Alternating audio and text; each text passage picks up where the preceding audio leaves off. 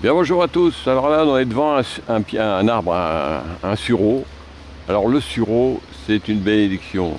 Hein, ça pousse partout, souvent dans les... Ouais, là, c'est au bord de la rivière qui a débordé la semaine dernière. Ça pousse très bien, ça pousse partout. Alors c'est le moment, même là, vous voyez, c'est déjà un peu avancé pour certaines branches, pour certaines fleurs. Alors ça ressemble à un parapluie, la fleur.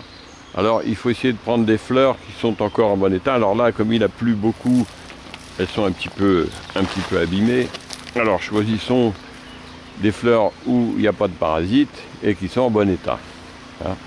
Alors on les coupe avec un ciseau. Alors le sureau, c'est un arbre à feuilles composées, c'est-à-dire que la feuille, c'est pas une grande feuille plate comme ça, vous voyez, il y a plusieurs folioles. Hein.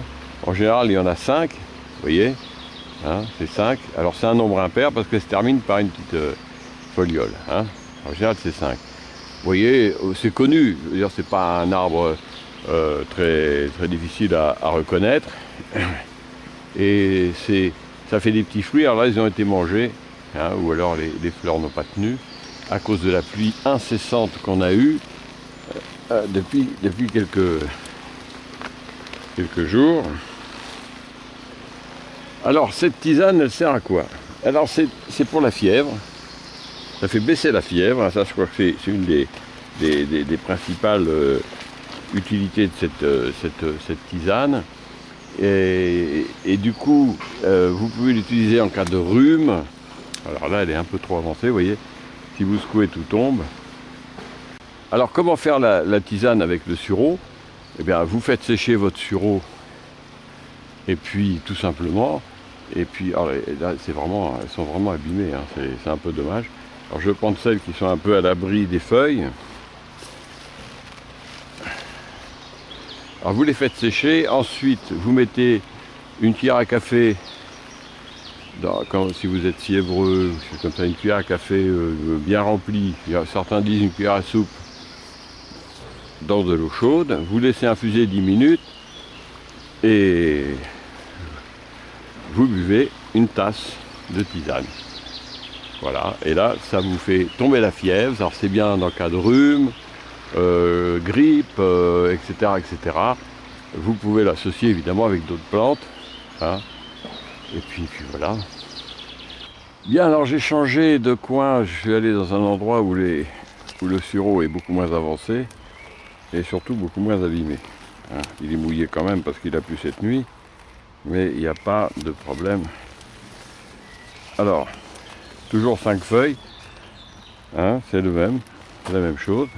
Alors là, il y a des belles, vous voyez, les fleurs sont belles, bon, sont humides, hein, mais il n'y a pas de déchets, hein, elles sont vraiment en bon état. Alors, comme je disais tout à l'heure, en réalité, on ne recueille jamais tout. D'ailleurs, il ne faut pas tout cueillir, il faut en laisser pour les butineuses. Et puis, hein, on va laisser pour tout le monde.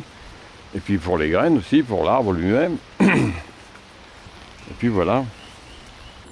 Alors ce qui est important aussi, évidemment, c'est de cueillir des plantes à l'abri de la pollution. Hein. Là, vous voyez, on est au bord de rivière. Il n'y a pas de route, il n'y a rien du tout.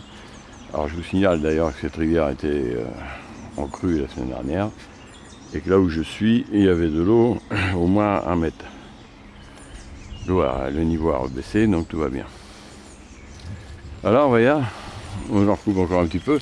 Bon, c'est surtout pour vous faire comprendre qu'il n'y a rien de compliqué dans le sureau. Donc là, nous sommes le 13 juin. Hein. Vous voyez, il y en a partout. Donc, c'est pas ce que je vais prendre qui va poser un problème aux abeilles, aux butineurs divers et variés, ni à l'arbre lui-même. Ah, elles sont belles. Bon, c'est mouillé. Mais bon. Alors maintenant, il ne reste plus qu'à les laver. Parce qu'il faut les laver quand même. Hein. Il peut y avoir des choses. Alors j'enlève le plus gros des tiges. Et puis voilà. Donc celle-là n'est pas très belle. En plus, ça me permet de sélectionner que les belles fleurs. Voilà. Voilà, mais la récolte est coupée complètement. Donc c'est délicat. Hein. C'est pas des fleurs très résistantes. Hein. Alors, si vous voulez, vous voyez déjà, bon, ça lave un petit peu, mais il ne faut pas laisser trop longtemps. Et là, vous avez les bouts de... Alors, vous prenez votre récolte, et puis vous la mettez dans votre panier à salade. Voilà. Voilà. C'est pas compliqué non plus, il n'y a rien de... Donc, ça permet de trier et d'enlever le plus gros des impuretés, de les feuilles un peu, voilà. Et après, vous faites un petit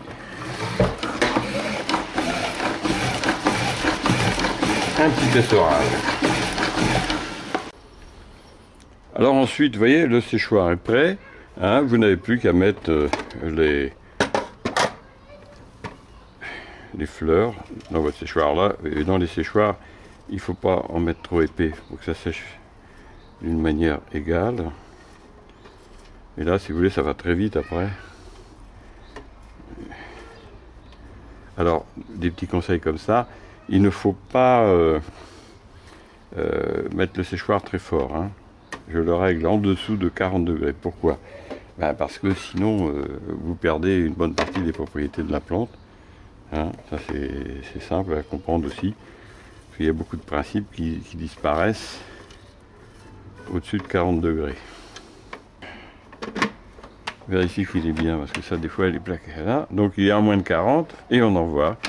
Hein, c'est parti pour quelques heures.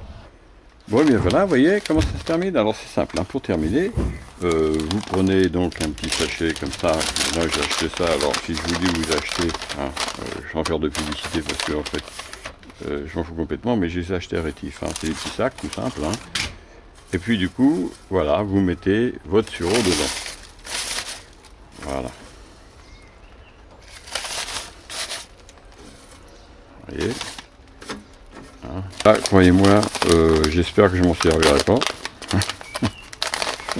Parce que là, en fait, je fais des tisanes, mais j'espère que celle-là, je m'en servirai pas. Alors voilà. Hein, donc, vous voyez, c'est simple. Vous avez des tisanes de qualité irréprochable, bio, évidemment, puisque c'est même sauvage. Donc là, du coup, c'est encore mieux. Et voilà, vous avez vraiment le nec le plus ultra. Ça vous coûte 0 centime. Voilà. J'ai pesé celui-là, il y a dans les 15 grammes, mais celui-là est beaucoup plus lourd. Donc là, on peut dire qu'il y a 30-40 grammes. Donc vous avez 50 grammes de tisane de sureau. Normalement, ça fait l'hiver pour une famille, hein. Il n'y a pas de problème. Alors, il ne faut pas les garder plus d'1 an, hein, faut le savoir. C'est mieux. Alors, c'est pas toxique après, hein, mais ça perd de son efficacité. Et voilà. Donc, je vais faire une petite étiquette et ça me fera deux paquets de sureau pour l'hiver. Voilà, ben moi je vous dis au revoir et je vous dis à bientôt pour d'autres préparations de plantes médicinales. Merci et au revoir.